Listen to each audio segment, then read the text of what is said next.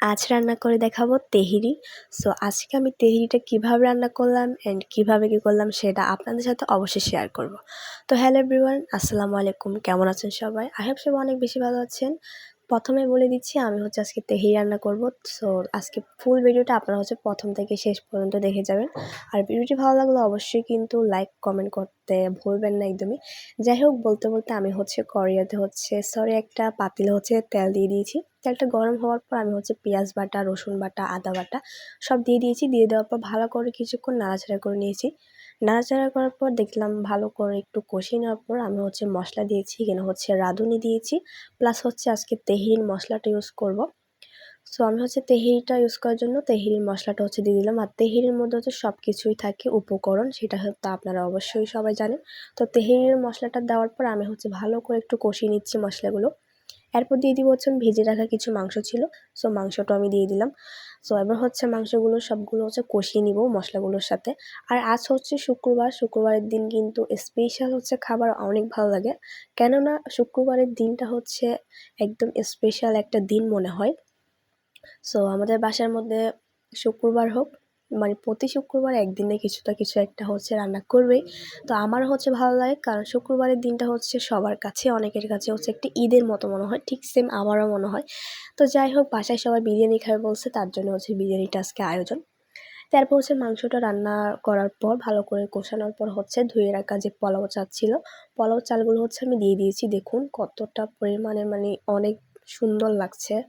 আসলে মনে আজকে খাবারটা অনেক মজা হবে। যাই হোক, এরপর চালগুলো দেওয়ার পর ভালো করে আমি মাংসের সাথে কষিয়ে নিচ্ছি চালগুলো। আর ভালো করে একটু নাড়াচাড়া করে নিচ্ছি কিছুক্ষণ। আপনাদের কাছে কি তেহেরি ভালো লাগে নাকি বিরিয়ানি ভালো লাগে অবশ্যই কিন্তু আমাকে জানিয়ে দিবেন, জানাতে ভুলবেন না কিন্তু। আর আমি তেমন একটা ভয়েস দিই না, যার কারণে আমাকে হয়তো অনেকে চিনি। আমি ট্রাই করি অনেক ভিডিওতে ভয়েস দেওয়ার। আমি অনেক অসুস্থ, যার কারণে আমি অনেক ভিডিওতে ভয়েস দিতে পারি না। যাই হোক, আমি এরপর রান্না করার পর ভালো করে কষানোর পর চালগুলো দেখুন মশলার সাথে। এরপর আমি দিয়ে দিব কিছু গরম পানিটা আমি এখানে দিয়ে দিয়েছি। তারপর ব্লক চলে আসছে, আমি কিছুক্ষণ জাল করে নিয়েছিলাম। তারপর একটু দিয়ে দিলাম সামান্য মতো পরিমাণ লবণ। সো এরপর ভালো করে একটু জালটা মিডিয়ামে রেখে আমি দিয়ে দেবো আস্ত কয়েকটা কাঁচামরিচ। তো কাঁচামরিচগুলো দেওয়ার পর এখন কিছুক্ষণ এটা নাড়াচাড়া করে নিব। এই পর্যায়ে দেখুন আমি প্রায় 10 মিনিটের মতো জাল করে নিয়েছি। তো এবার দেখুন একদম ফাইনালি আমার ভাত কিন্তু, আমার তেহেরি কিন্তু একদম হয়ে আসছে প্রায় ফুল। তো আর বেশিক্ষণ না, আর কিছুক্ষণ পর আমি আমার তেহেরিটা নামিয়ে ফেলব। তেহেরি রেসিপিটা আপনাদের কার কার ভালো লেগেছে অবশ্যই কিন্তু জানাতে কিন্তু ভুলবেন না। যাই হোক, আমি এখন নামিয়ে ফেলবো। তো আমার নামানোর পর আমি একটা প্লেটে পরিবেশন করে নিয়েছি। এই দেখুন প্রায় একটু অল্প করে পেঁয়াজ।